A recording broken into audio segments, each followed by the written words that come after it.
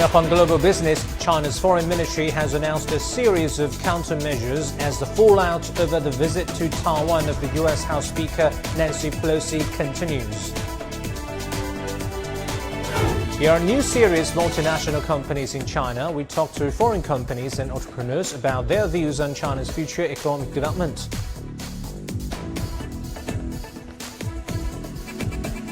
And U.S. employers hired more workers than expected in July, with the unemployment rate falling to a pre-pandemic low of 3.5%. Welcome to Global Business here on CGTN. I'm Junfeng in Beijing.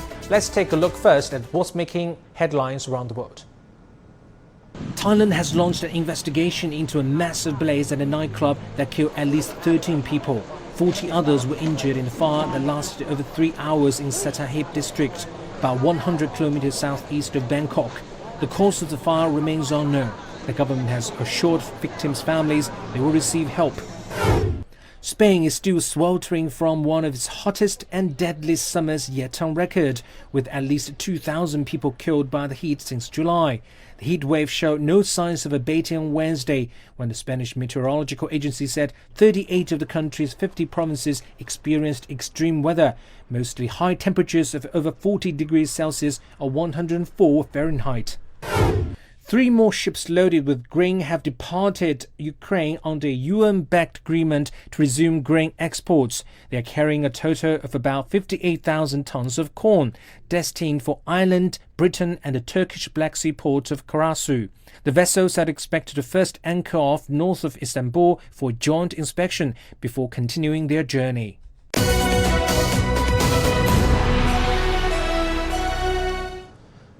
The fallout of a visit to Taiwan of the U.S. House Speaker Nancy Pelosi continues. Infuriated by the move, China's foreign ministry has announced a series of countermeasures. They include cancelling meetings between high-level military leaders and defense officials, as well as suspending cooperation on issues such as the repatriation of illegal immigrants, cross-border crime prevention and drug control. Climate change talks have also been halted. China has also sanctioned Nancy Pelosi and her immediate family members over her Taiwan visit. Beijing said Pelosi, who's second in the line of succession to U.S. presidency, insisted on the visit despite China's grave concerns and firm opposition. It said Pelosi's move undermined China's sovereignty and territorial integrity and severely threatened peace and stability across the Taiwan Strait. Meanwhile, China has condemned the G7 statement on the tensions over Taiwan and criticized Japan's part in issuing that statement. Japan bears serious historical responsibility for the Taiwan question.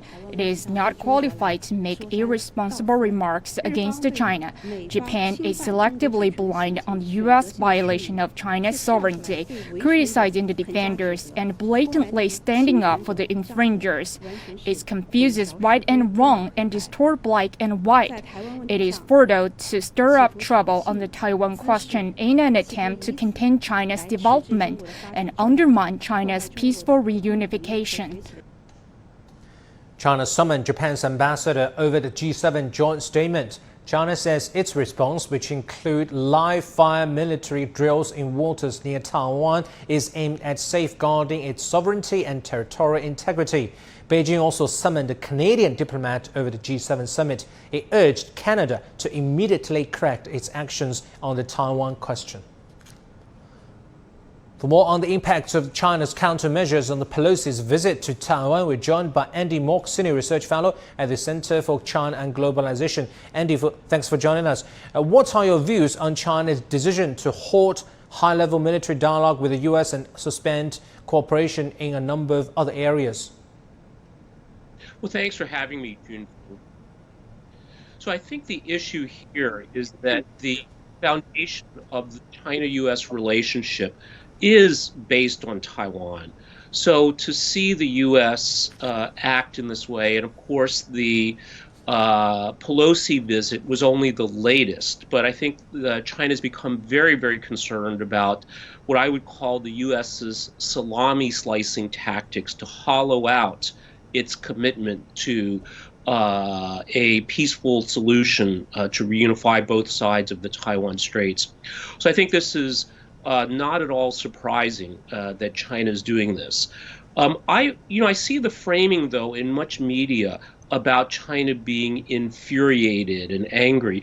And certainly it's upset, but I think it's also important to point out here that China's been very rational, very pragmatic, and very calibrated in its response. We've seen calls for more extreme responses, just like during the Hong Kong unrest, where there were calls to send the PLA in to extinguish the foreign instigated riots. But instead, China very methodically solved the problem by implementing a national security law, and now Hong Kong is on a path of sustainable prosperity and stability.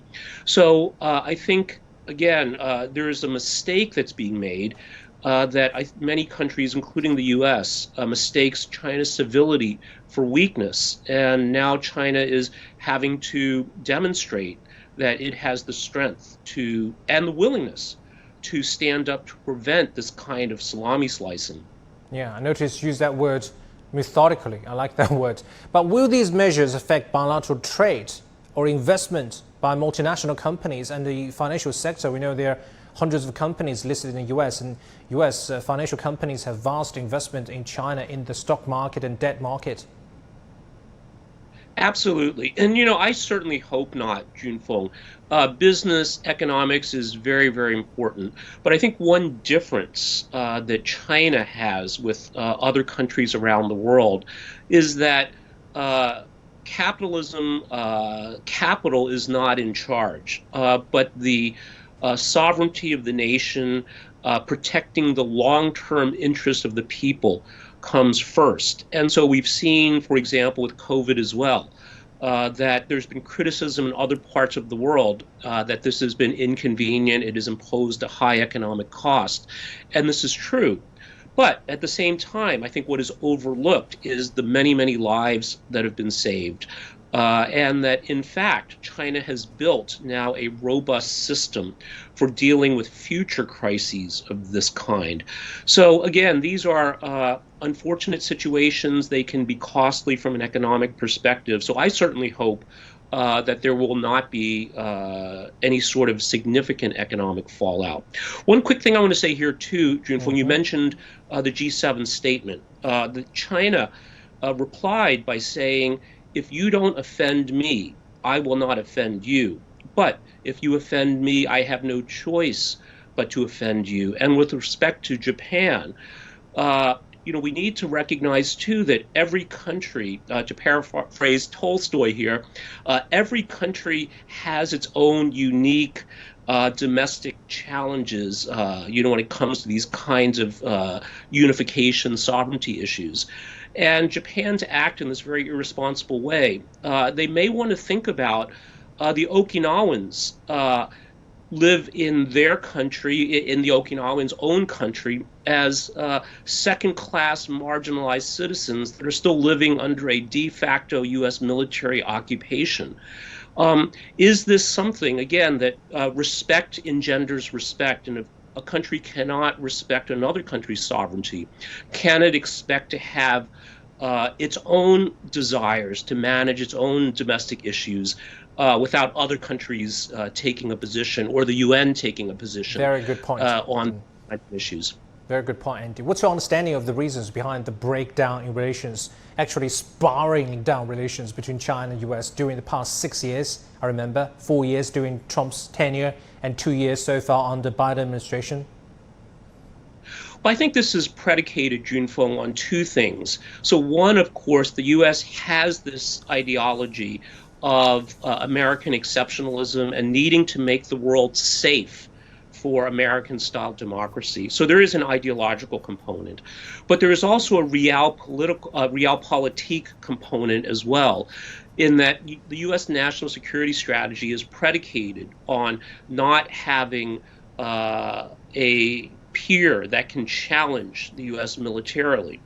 So we've seen China's rise over the decades, and the U.S., the most economical strategy for dealing with this is to undermine China through soft means, I believe what Jiang Zemin called peaceful evolution, to co-opt China and weaken it, perhaps by strengthening certain capitalist forces, forces for separatism, etc., so that China can be kept divided and weak. And now when that failed, what the U.S. calls the failure of engagement, it's now shifting to a more harder-edged, directly confrontational approach.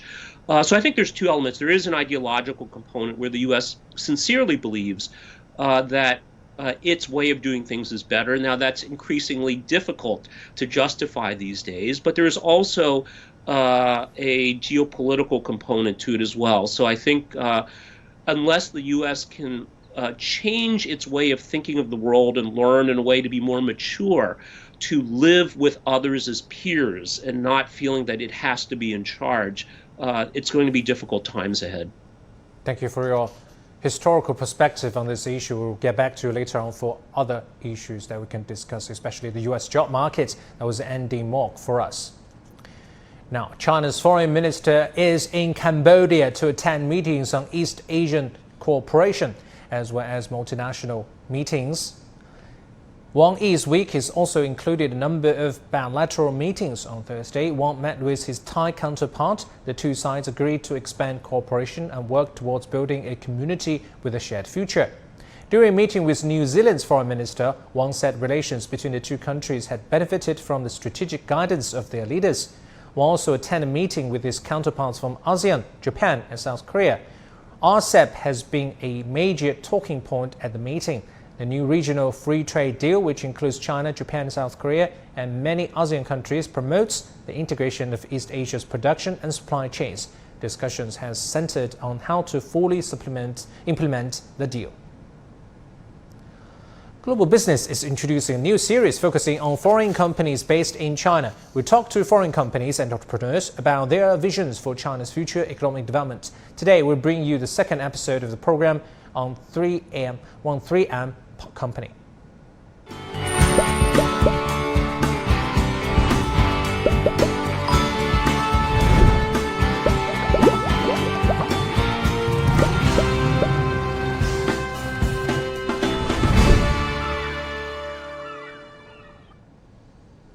Despite disruptions due to recent COVID outbreaks, multinational companies are confident about their long-term growth prospects in China. Several, like other diversified industrial products maker 3AM Company, are not only increasing their investments in China, but also focusing more on product innovation. Our Aaron Liu has more on 3M's plans in China.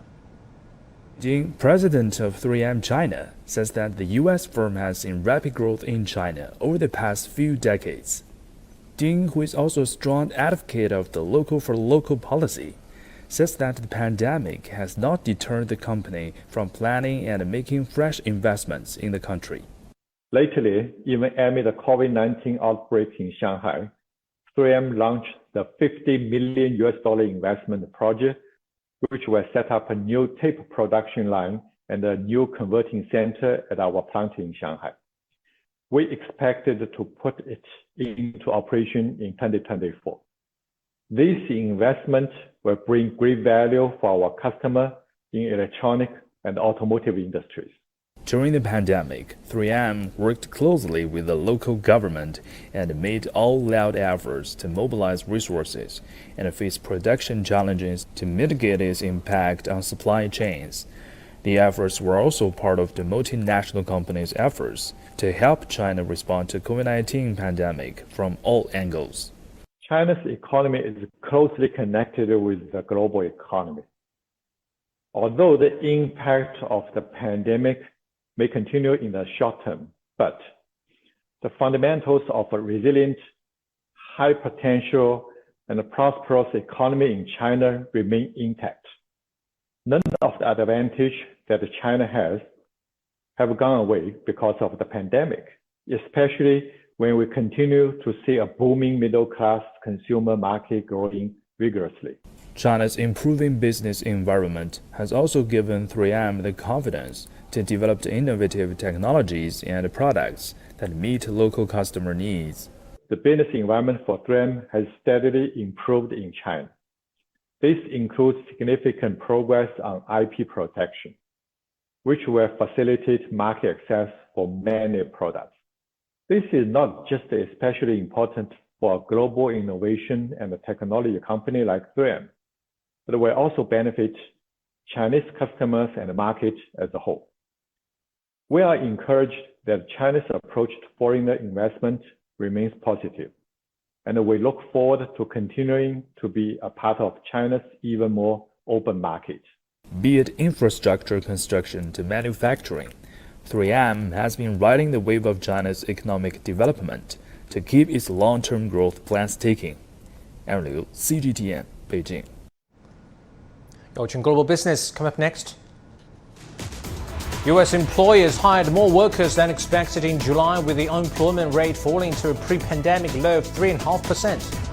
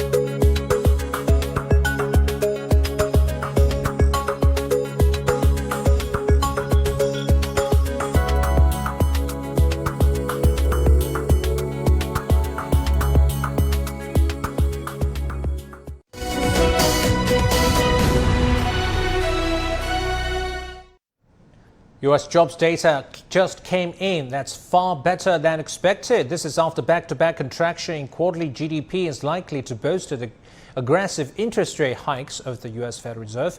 For more detail, let's now cross to John Terrett in New York. John, take us through the main points. We're a bit confused that the adding new jobs are over 500, but 500,000. But yeah, but also we have the newly jobless claims also at multi-month high of 260,000, if I have it correct. So tell us about these numbers. Yeah. Well, the jobless claims came out yesterday, Thursday, and that's the number of people signing up for first-time unemployment benefit. And you're right, that was up a little bit. But the more important number is the one that we've just had. Now, you know, don't you, that Wall Street is a bit of a horse race. It's a bit of a lottery, okay? And the economists on Wall Street had, I think, 3 lottery numbers today. There were 2, 5, and 0, because they were expecting the number of jobs to be added in July or to be replaced in July after losing them during the pandemic would be about 250,000. Now, it would have ignited, and it is now igniting, the debate over recession. If it was lower than 250,000, it's likely the Federal Reserve will ease off on its interest rate hiking in September and November. If it's more, then they're likely to be just as aggressive as they have been. Well, in the end, we got the numbers just about 40 minutes ago, and it was double what we thought at 250,000. I don't know how they can get this so wrong. I really don't, because it came in at 528,000. 528,000 new jobs or restored jobs in the month of July, and that takes us back to where we were in the US economy before COVID kicked in March of 2020. The rate, unemployment rate, 3.5%. And then this is quite important. Average hourly earnings up 0.5%, and the participation rate down 0.1%. Now that's interesting because it means that wages are not going up anything like inflation, and the participation rate is coming down a little bit. So why is it often said that there are 2 jobs open for every 1 person looking for one? If that was the case, I think these figures might have been very different. Now, what's happened as a result of that is bond yields are rising, stocks are falling. The Nasdaq was down 1% within seconds of this news coming out. And I have to say, you know, one report doesn't make a summer. They could have got it wrong. They often revise these things in about a month's time. And the more important data these days is CPI, Consumer Price Index, which is what Americans play in the shops and also the garages. That comes out next Wednesday, August the 10th. So that's the next really important part of the jigsaw puzzle in this will there or won't there be a recession in America, and will it spread to the rest of the world? At the moment, though, the Dow is down more than 200 points, and so is the Nasdaq. Right. So people are really confused. This is unprecedented. A hyper high inflation, over 9%, and crazy job market, very positive, and back-to-back quarterly economic technical recession. So where is the U.S. economy heading?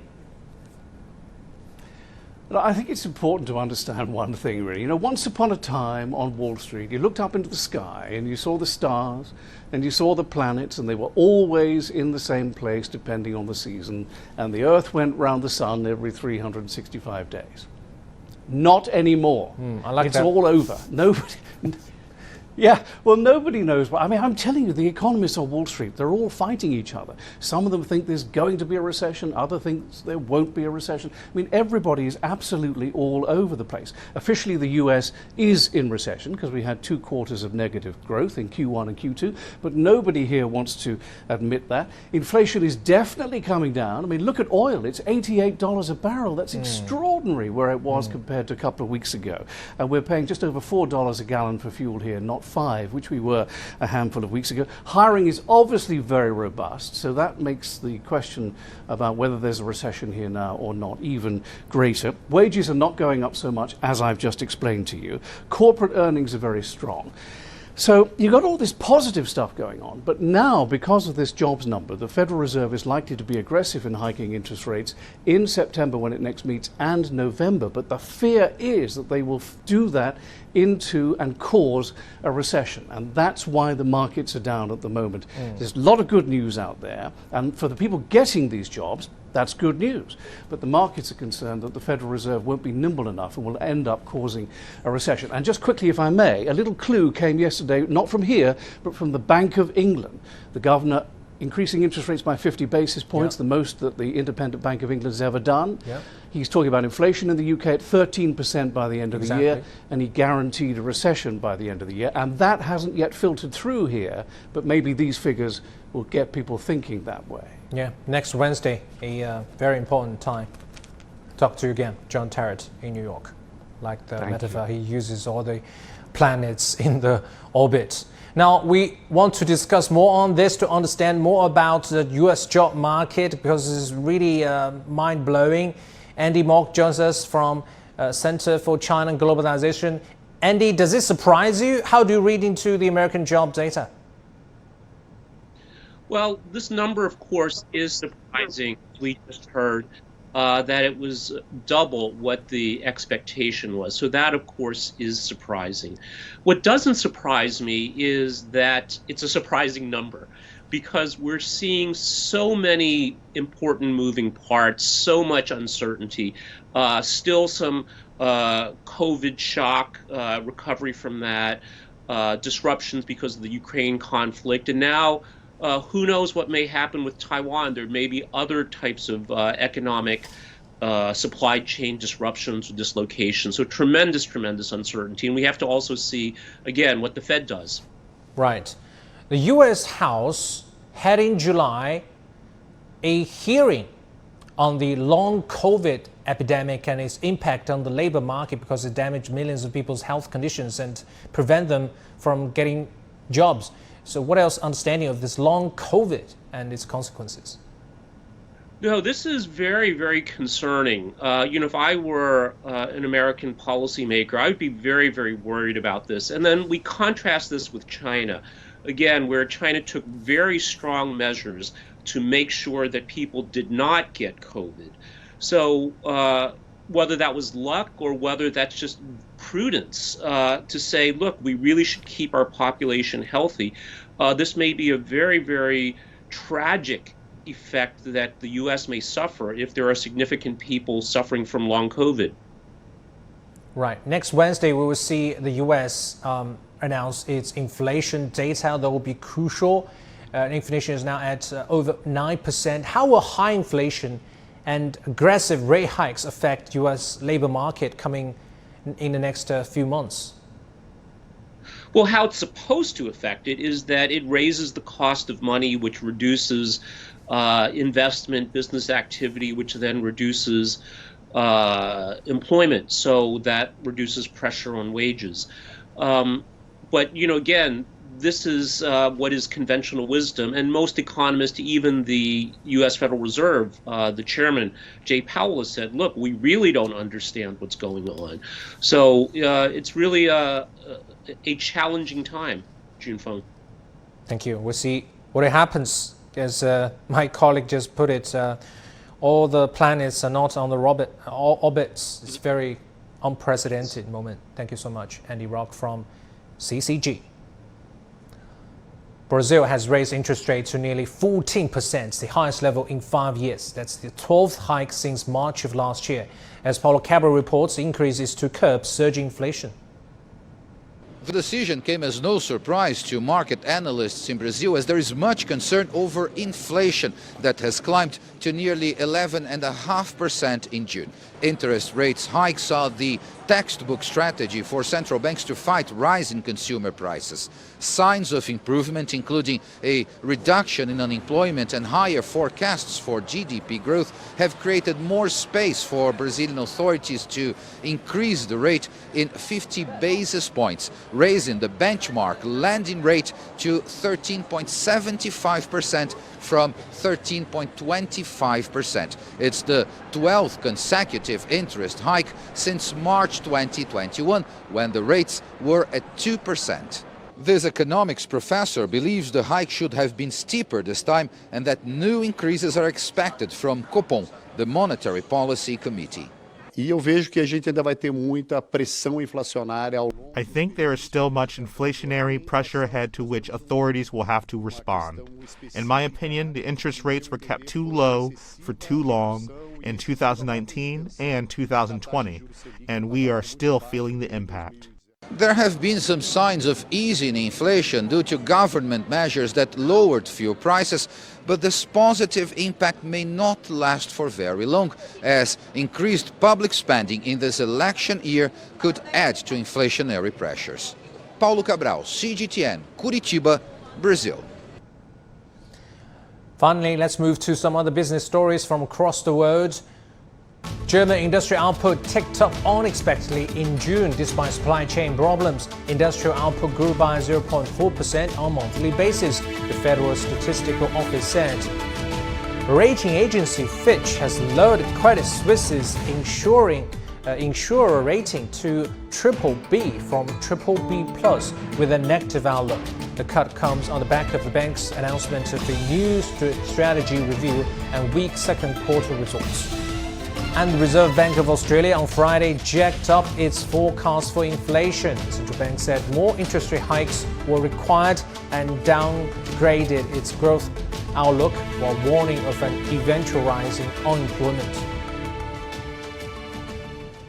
With that, we'll wrap up this edition of Global Business on CGTN. I'm Junfeng. Thanks for watching. CGTN continues with more news and views. Stay tuned.